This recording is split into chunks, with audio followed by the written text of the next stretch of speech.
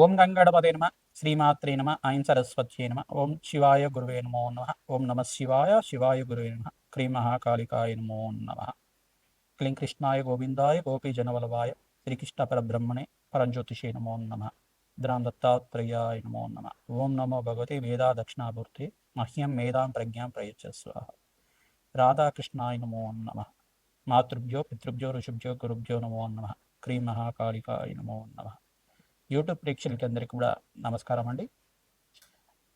ప్రధానంగా గోచారరీత్యా గ్రహాల యొక్క స్థితిగతి కలియిక మాస ఫలితాలంతా కూడా చెప్పడం జరుగుతుంది. నేను పాలపర్తి గురునాథ శర్మ, జ్యోతిష సిద్ధాంతిని, వాస్తు సిద్ధాంతిని.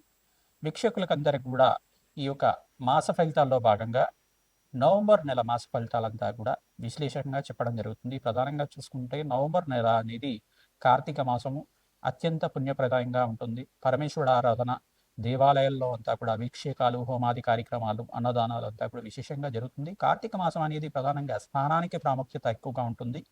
కార్తీక మాసంలో విశేషమైన మంత్రస్నానము, ఈ యొక్క సిద్ధ స్నానం అంతా కూడా ఆచరించడం వల్ల, నది స్నానం చేయడం వల్ల, సముద్ర స్నానం చేయడం వల్ల కోటి యజ్ఞాల ఫలితం కలుగుతుంది, అష్టేశ్వర ప్రాప్తి కలుగుతుంది. ప్రధానంగా కార్తీక మాసంలో అందరు కూడా భక్తులంతా కూడా ఈ యొక్క దీప అలంకరణ చేయడం కానీ చేస్తూ ఉంటారు. ప్రధానంగా దేవాలయ ప్రాంగణంలో కానీ ఈ యొక్క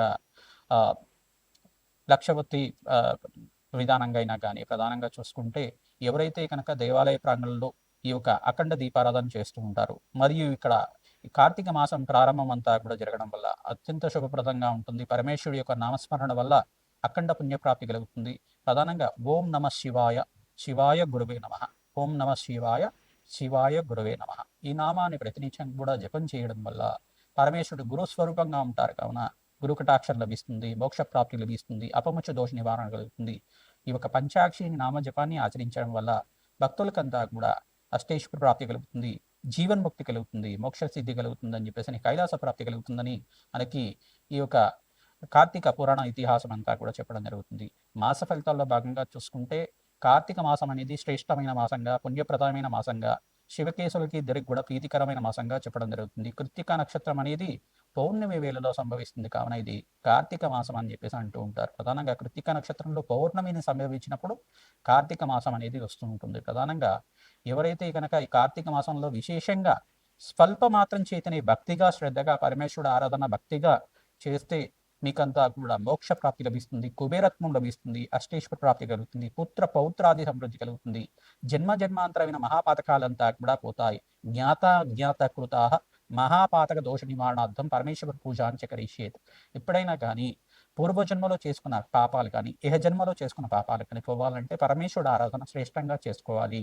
ప్రధానంగా దేవాలయ ప్రాంగణంలో చెరుకు రసంతోటి మరియు మారేడు పత్రితోటి ఈ యొక్క లక్షపత్రి పూజ ఆచరించడం కానీ, చెరుకు రసంతో అభిషేకం చేసుకోవడం కానీ, తేనెతో అభిషేకం చేసుకోవడం కానీ, నారికెల జలంతో అభిషేకం చేసుకోవడం కానీ, వట్టివేరు అనేది ఉంటుంది, వట్టివేరు ద్రవ్యంతో స్వామివారికి అంతా కూడా అలంకరణ చేయడం, ఆ వట్టివేరునంతా కూడా చల్లగా ఉండేటట్టు చేయడం కానీ చేస్తూ ఉండడం వల్ల పరమేశ్వర అనుగ్రహం వల్ల మీకంతా కూడా పుత్ర పౌత్రాది సమృద్ధిమే పరమేశ్వరాయ నమో నమః.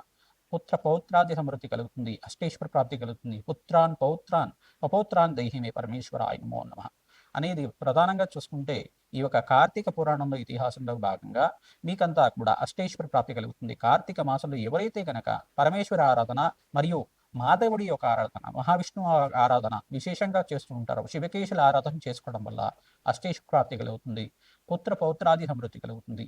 ఇక్కడ శివాలయంలో ఏమో ప్రధానంగా చూసుకుంటే విష్ణు నామస్మరణ చేయమంటారు. ఈ యొక్క విష్ణు ఆలయంలో, విష్ణు సంబంధిత ఆలయంలో కానీ ఈ యొక్క శివనామస్మరణ చేయమని చెప్తారు. తద్వారా మీకంతా కూడా శివకేశవులకి భేదం లేదు అని చెప్పేసి మనసులో భావన కలగాలి. ఎవరికి ఏ దేవతలకు కూడా భేదం లేదు, దేవతలంతా కూడా ఒకటే, అందరూ కూడా వరాలిచ్చే దేవుళ్ళే కానీ ఎవరిని కూడా ఈ యొక్క కష్టాలు పెట్టే దేవుళ్ళు ఉండరు. మనం చేసుకున్న కర్మాన్ని బట్టి, మనం చేసుకున్న పూర్వజన్మలో చేసుకున్న జన్మజన్మాంతరమైన కర్మాన్ని బట్టి మన కర్మ సిద్ధాంతాన్ని అనుసరించి మన దుఃఖాలు సుఖాలు, ఈ యొక్క భోగభాగ్యాలు, రాజయోగాలంతా కూడా ఆధారపడి ఉంటాయి. అష్టేశ్వర ప్రాప్తి అంతా కూడా ఆధారపడి ఉంటుంది. పుణ్య కార్యక్రమాలు, యజ్ఞ హోమాది కార్యక్రమాలు ఆచరించడం వల్ల దేవతలకి శక్తి లభిస్తూ ఉంటుంది. తద్వారా ఈ అభిషేకాది హోమాది కార్యక్రమాలు చేయడం వల్ల దేవాలయంలో అంతా కూడా దేవతకంతా కూడా శక్తి లభిస్తూ ఉంటుంది. తద్వారా అఖండ పుణ్యప్రాప్తి కలుగుతుంది, కోటి యజ్ఞాల ఫలితం కలుగుతుంది. వాజపేయ శాంతపన బ్రహ్మయజ్ఞాతి శతసహస్ర అశ్వమేధ యాగాది అతిరాత్రి యాగ ఫలితం అంతా కూడా పరమేశ్వరుడికి అభిషేకం మాత్రం చేతనే లభిస్తుంది. పరమేశ్వరుడు నామస్మరణ మాత్రం చేతనే లభిస్తుంది. అష్టైశ్వర ప్రాప్తి కలుగుతుంది. లక్షపత్రి పూజ ఎవరైతే ఆచరిస్తూ ఉంటారో విశేషమైన పుణ్యప్రాప్తి కలుగుతుంది. ప్రధానంగా కేదారేశ్వర నోములంతా కూడా ఆచరిస్తూ ఉంటారు. తద్వారా కేదారేశ్వర అనుగ్రహం వల్ల మీకు అంతా కూడా అష్టైశ్వర ప్రాప్తి కలుగుతుంది. ఆ పరమేశ్వరుడు యొక్క సంపూర్ణ అనుగ్రహం కావాలని చెప్పేసి మేషాది ద్వాదశ రాశుల వాళ్ళకి ఈ నవంబర్ నెల మాస ఫలితాల్లో భాగంగా గ్రహస్థితి ఈ రకంగా ఉంది. విశ్లేషణాత్మకంగా గ్రహాల యొక్క కూటమి కలీకంతా కూడా మేషాది ద్వాదశ రాశుల వాళ్ళకి ఎటువంటి ఫలితాలు ఇస్తున్నాయి, పరిహారం అంతా కూడా చెప్పడం జరుగుతుంది. విశేషంగా మీరు అంతా కూడా గ్రహస్థితి చూసుకుంటే ప్రధానంగా ఈ యొక్క శని భగవానుడు అంతా కూడా పూర్వభద్ర నక్షత్రికంగా ఈ యొక్క వక్రగతిలో అంతా కూడా సంచారం చేస్తున్నారు. మీనరాశిలో సంచారం చేస్తున్నారు. సూర్య భగవానుడు అంతా కూడా అక్టోబర్ 18వ తారీఖు నుంచి ఈ యొక్క నీచ స్థానంలో సంచారం చేయడం, తులారాశిలో ప్రవేశం చేయడం, మరియు నవంబర్ 18 దాకా ఉంటారన్నమాట. నవంబర్ 18 తర్వాత ఈ యొక్క వృశ్చిక రాశిలో సంచారం చేస్తారు. ఈ యొక్క అంగారకుడు అంతా కూడా ఈ యొక్క ప్రధానంగా చూసుకుంటే వృశ్చిక రాశిలో ప్రవేశం అంతా కూడా చూసుకుని వృశ్చిక రాశిలో ప్రవేశం చేస్తారు. అక్టోబర్ 27వ తారీఖు నుంచి ఈ యొక్క వృశ్చిక రాశిలో ప్రవేశం చేసి 45 రోజుల దాకా సంచారం జరుగుతుంది. మరియు బృహస్పతి అంతా కూడా అతిచారంలో సంచారం చేస్తున్నారు. మరియు వక్రగతి, రుజుమార్గం, వక్రగతి అంతా కూడా సంచారం జరుగుతుంది. అక్టోబర్ 18, 19 తారీఖులో అంతా కూడా కర్కాటక రాశిలో ప్రవేశం చేసిన బృహస్పతి అంతా కూడా ఉచ్చ స్థానంలో అత్యంత బలంగా ఉంటారు, అత్యంత శుభుడుగా ఉంటారు. ఈ యొక్క రాజయోగ కారకుడిగా బృహస్పతి అంతా కూడా సిద్ధయోగంలో అంతా కూడా మారడం జరుగుతుంది. బృహస్పతి అంతా కూడా అతిచారంలో మార్పు అంతా కూడా 48 రోజుల దాకా డిసెంబర్ 5, 6వ తారీఖు దాకా ఈ యొక్క కర్కాటక రాశిలో ప్రవేశం చేసిన బృహస్పతి అంతా కూడా ఈ యొక్క ఉచ్చస్థానంలో సంచారం చేయడం, అతిచారంలో సంచారం చేయడం, మరో తిరోగమనం అంతా కూడా మిథున రాశిలో సంచారం చేయడం జరుగుతుంది. మరియు ఇక్కడ నీచస్థానంలో శుక్రభగవానుడు అంతా కూడా సంచారం చేస్తున్నాడు. శుక్రభగవానుడు నీచస్థానంలో సంచారం చేస్తున్న శుక్రభగవానుడు నవంబర్ 3వ తారీఖు రోజున 1, 3వ తారీఖు లోపల ఈ యొక్క రాశి మారడం జరుగుతుంది. నెల రోజులకు ఒకసారి మారుతూ ఉంటాడు. శుక్ర భగవానుడు, సూర్య భగవానుడు, బుధుడు అంతా కూడా నెల రోజు మారడం జరుగుతుంది. ఇక్కడ శుక్ర భగవానుడు అంతా కూడా తన స్వచ్ఛేత్రమైన తులారాశి ప్రవేశం చేస్తారు. బుధ శుక్రుడు కలయిక జరుగుతుంది. మరియు బుధ భగవానుడు అంతా కూడా ఈ యొక్క నవంబర్ మాసాంతంలో అంతా కూడా మారడం జరుగుతుంది. ఈ యొక్క చతుర్గ్రహ కూటమి అంతా కూడా జరుగుతూ ఉంటుంది.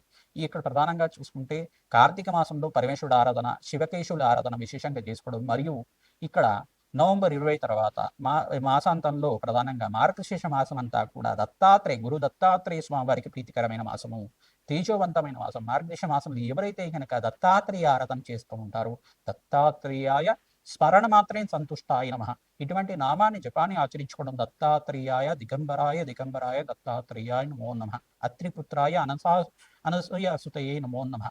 ప్రధానంగా అనగాపతి అయిన ఈ యొక్క అనగాస్వామి దత్తాత్రేయ స్వామిని ఆరాధన చేసుకోవడం మాత్రం చేతనే దత్తాత్రేయాయ గురు శరణం మమ అనే నామాన్ని చేసుకోవడం వల్ల, దత్తాత్రేయాయ గురు శరణం మమ అనే నామాన్ని ప్రతినిత్యం కూడా జపాన్ని ఆచరించుకోవడం వల్ల దత్తాత్రేయుడు స్మరించడం మాత్రం చేతనే భగవంతుడంతా కూడా భక్తవచరుడు స్మరించడం మాత్రం చేతనే భోగభాగ్యాది సమృద్ధి, అష్టైశ్వరాప్తి, మోక్షసిద్ధి లభించే విధంగా అనుగ్రహిస్తాడు. అత్యంత పుణ్యప్రదమైన దేవతగా చెప్పడం జరుగుతుంది. దత్తాత్రేయుడు నామస్మరణ చేయడం వల్ల కోటి యజ్ఞాల ఫలితం కలుగుతుంది. సర్వే పితృణాం శాశ్వత పరబ్రహ్మక శ్రీనివాసిత్యం దత్తాత్రేయ నామస్మరణ చేయడం చేతనే 27 తరాల దాకా పితృదేవతలంతా కూడా శాశ్వతంగా దత్తాత్రేయ లోకంలో, బ్రహ్మలోకంలో, పరబ్రహ్మలోకంలో స్థిర నివాసంగా ఉంటారు. మోక్ష సిద్ధికి లభిస్తుంది, అష్టేశ్వర ప్రాప్తి కలుగుతుంది. ఈ యొక్క విశేషాలంతా కూడా ఈ మాస ఫలితాల్లో భాగంగా చెప్పడం జరుగుతుంది. పరిహారం కూడా చెప్తాం. మీరంతా కూడా పరిహారం ఆచరించండి. మీకు జన్మజాతకమే ప్రధానమైన జాతకంగా ఉంటుంది. మీ జన్మజాతకంలో ఎటువంటి దోషాలు ఉన్నాయి, పరిహారం అంతా కూడా యజ్ఞ హోమాది కార్యక్రమాలు, పరమేశ్వరుడు అభిషేక హోమాది కార్యక్రమాలు, లక్షపత్రి పూజా విధానం అంతా కూడా మా పీఠం ద్వారా చేయడం జరుగుతుంది. ప్రధానంగా మీకు జన్మజాతకాన్ని మీరు విశ్లేషణ చేయించుకొని మీరంతా కూడా పరిష్కారం చేసుకోవడం వల్ల అష్టైశ్వర ప్రాప్తి కలుగుతుంది. ప్రతి పౌర్ణమికి, అమావాస్యకి అంతా కూడా విశేష హోమాది కార్యక్రమాలు ఆచరిస్తూ ఉంటాం. రాజశ్యామల యజ్ఞాధికరతలు, పరమేశ్వరుడు రుద్రమంత్రాలతోటి ఈ యొక్క అఘోర పాశ్వత హోమాది కార్యక్రమాలు కానీ, ఈ యొక్క మరియు వారాహిదేవి హోమాది కార్యక్రమాలు కానీ, లక్ష్మీ కుబేర శాంతి హోమాది కార్యక్రమాలు కానీ, ప్రత్యంగరాదేవి హోమాది కార్యక్రమాలు కానీ, విశేషమైన హోమాలంతా కూడా ఆచరించి జన్మజాతకంలో ఉండే గ్రహదోషాలకి నివారణ చేయడం జరుగుతుంది. ఆర్థిక సమస్యలు కానీ, మీకు ఇక కుటుంబ సమస్యలు కానీ, వివాహ యోగం కోసమైనా కానీ ఎటువంటి ప్రశ్నలకంతా కూడా పరిష్కారం చెప్పడం జరుగుతుంది. సంప్రదించండి. తద్వారా మీరంతా కూడా అపాయింట్మెంట్ తీసుకొని జాతకం విశ్లేషణ చేసుకున్న తర్వాత ఈ పరిహారం చేయించడం వల్ల అష్టైశ్వర ప్రాప్తి కలుగుతుంది, అనంత పుణ్య ప్రాప్తి కలుగుతుంది, ఆనందమైన జీవితం జీవించడానికి ఆస్కారం ఉంటుంది. వృషభ రాశి జాతకులకి నవంబర్ నెల మాస ఫలితాల్లో భాగంగా ఎటువంటి గ్రహస్థితి అనుకూలిస్తుంది, ఏ గ్రహాలంతా కూడా అత్యంత శుభప్రదంగా ఉన్నారు, ఏ గ్రహాలకంతా కూడా శాంతి హోమాది కార్యక్రమాలు ఆచరించాలి, పరమేశ్వర ఆరాధన అంతా కూడా కార్తీక మాసంలో ఏ రకంగా చేసుకుంటే కనుక అష్టైశ్వర్య ప్రాప్తి కలుగుతుంది, రాజయోగం సిద్ధిస్తుంది. తెలుసుకుందాం. ప్రధానంగా చూసుకుంటే వృషభ రాశి జాతకులకి గోచారరీత్యా గ్రహాలన్నీ కూడా ప్రధానంగా చూసుకుంటే 4 గ్రహాలు యోగంగా ఉన్నాయి. ఈ యొక్క మీనరాశిలో అంతా కూడా శని భగవానుడు అంతా కూడా యోగంగా ఉన్నాడు.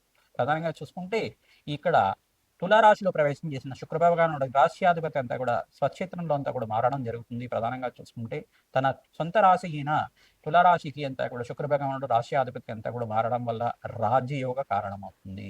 వ్యాపారంలో మార్పులంతా కూడా సిద్ధిస్తాయి. నూతన వ్యాపారంలో పెట్టుబడి పెట్టుకుంటే కనుక రాజయోగం సిద్ధిస్తుంది. వృషభ రాశి జాతకులు విశేషంగా మహాలక్ష్మీదేవి ఆరాధన తామర పూలతో చేసుకోవాలి. మరియు కార్తీక మాసంలో పరమేశ్వరుడు ప్రీతికరంగా ఈ యొక్క తామర పూలతోటి, మారేడు దళాలతోటి మరియు తుమ్మి పూలతోటి విశేషంగా పూజ చేసుకోవడం వల్ల, పరమేశ్వరుడికి అభిషేక హోమాది కార్యక్రమాలు, అన్నాభిషేకం చేయించడం వల్ల రాజయోగం సిద్ధిస్తుంది. విశేషంగా అప్పుల బాధలు, రుణ బాధల నుంచి విముక్తి కలుగుతుంది. దీపారాధన అంతా కూడా ఆకాశ దీపం అంతా కూడా వెలిగిస్తుంటారు. ఆకాశ దీపంలో మీరంతా కూడా ఆ నువ్వుల నూనెనంతా కూడా సమర్పించండి. ఆకాశ దీపంలో అంతా కూడా మీరు ఈ యొక్క సేవ చేయడం వల్ల పితృదేవతల అనుగ్రహం కలుగుతుంది. సకల గ్రహదోషాలు నివారణ కలుగుతాయి. ఆ యొక్క అష్టైశ్వర్య ప్రాప్తి కలుగుతుంది. రాజయోగం సిద్ధిస్తుంది. మీకు అంతా కూడా ప్రధానంగా దాన హోమాది కార్యక్రమాల్లో బృహస్పతి ప్రీతికరంగా శనగలు దానం చేయాలి. మరియు ఇక్కడ చూసుకుంటే ఓం నమ శివాయ, శివాయ గురవే నమ. ఓం నమ శివాయ, శివాయ గురవే నమ. ఈ నామాన్ని ప్రతినిత్యం కూడా జపాన్ని ఆచరించడం వల్ల ఓం అరుణాచలేశ్వరాయ నమ, ఓం అరుణాచలేశ్వరాయ నమ, ఓం అరుణాచలేశ్వరాయ నమ ఇటువంటి నామాన్ని కూడా పరమేశ్వరుడు ప్రీతికరంగా జప అనుష్ఠానాలు చేయడం వల్ల, జపాన్ని 108 సార్లు జపాన్ని చేయడం వల్ల, రుద్రాక్షమాలని మెల్లో ధరించడం వల్ల మీకంతా కూడా రాజయోగం సిద్ధిస్తుంది. అష్టైశ్వర్య ప్రాప్తి కలుగుతుంది. నియమాలతోటి భక్తిగా శ్రద్ధగా కార్తీక మాసంలో పరమేశ్వరుడు పూజ చేయడం వల్ల రాజయోగ కారణమవుతుంది. అష్టైశ్వర్య ప్రాప్తి కలుగుతుంది. అవకాశం ఉంటే పరమేశ్వరుడు ప్రీతికరంగా పుణ్యక్షేత్ర దర్శనాలు చేయడానికి ప్రయత్నం చేయండి. పుణ్యయోగం సిద్ధిస్తుంది. గోమాతకంతా కూడా సేవ చేయండి. రాజయోగ కారణమవుతుంది. ఇక్కడ ఉలవలు దానం చేసుకోవాలి. మీరంతా కూడా ఆటంకాల నుంచి బయటపడతారు. కార్యసిద్ధి కలగడానికి ఆస్కారం ఉంటుంది. ఉలవలు, శనగలు, బొబ్బర్లు అంతా కూడా నానబెట్టి గోమాతకు సమర్పిస్తుండడం వల్ల రాజయోగ కారణం అవుతుంది. ఇక్కడ విష్ణు దేవాలయంలో ప్రధానంగా రామాలయంలో కానీ, ఆంజనేయ స్వామి దేవాలయంలో కానీ, వెంకటేశ్వర స్వామి దేవాలయంలో తులసి మాలను సమర్పిస్తూ ఉండాలి. తద్వారా రాజయోగం సిద్ధిస్తుంది. అష్టైశ్వర్య ప్రాప్తి కలుగుతుంది. పుణ్యప్రాప్తి కలుగుతుంది. పరమేశ్వరుడు ప్రీతికరంగా అభిషేక హోమాది కార్యక్రమాలు ఆచరించడం, రాజశ్యామల యజ్ఞాది కృతలో పాల్గొనడం, రుద్రహోమంలో పాల్గొనడం, పరమేశ్వరుడు ప్రీతికరంగా కార్తీక మాసంలో చేసి విశేష శివపార్వతుల కళ్యాణం కానీ చేయించడం వల్ల రాజయోగం కలుగుతుంది. అష్టైశ్వర్య ప్రాప్తి కలుగుతుంది. పుణ్యయోగం సిద్ధిస్తుంది. పరమేశ్వరుడు నామస్మరణ మాత్రం చేతనే మోక్ష సిద్ధి లభిస్తుంది. కావున అందరికి కూడా జపాలు ఆచరించండి. పరమేశ్వరుడి ప్రీతికరంగా పంచాక్షరి జపాన్ని ఆచరించడం వల్ల, ఓం నమ శివాయ అనే నామాన్ని ప్రతినిత్యం కూడా జపాన్ని చేయడం వల్ల రాజయోగం సిద్ధిస్తుంది. ప్రధానంగా దత్తాత్రేయ ఆరాధన చేయడం వల్ల మార్గశిర మాసం అంతా కూడా ఈ మాసంలోనే వస్తుంది. కావున మీరంతా కూడా మార్గశిర మాసంలో కూడా మీరంతా కూడా దత్తాత్రేయుడి అనుగ్రహం కోసం దత్తాత్రేయాయ స్మరణ మాత్రేణ సంతుష్టాయ నమః నామాన్ని ఆచరించడం వల్ల అష్టైశ్వర్య ప్రాప్తి కలుగుతుంది. దత్తాత్రేయ స్వామి వారి అనుగ్రహం అంతా కూడా లభిస్తుంది. శ్రీమాత్రేయ నమః.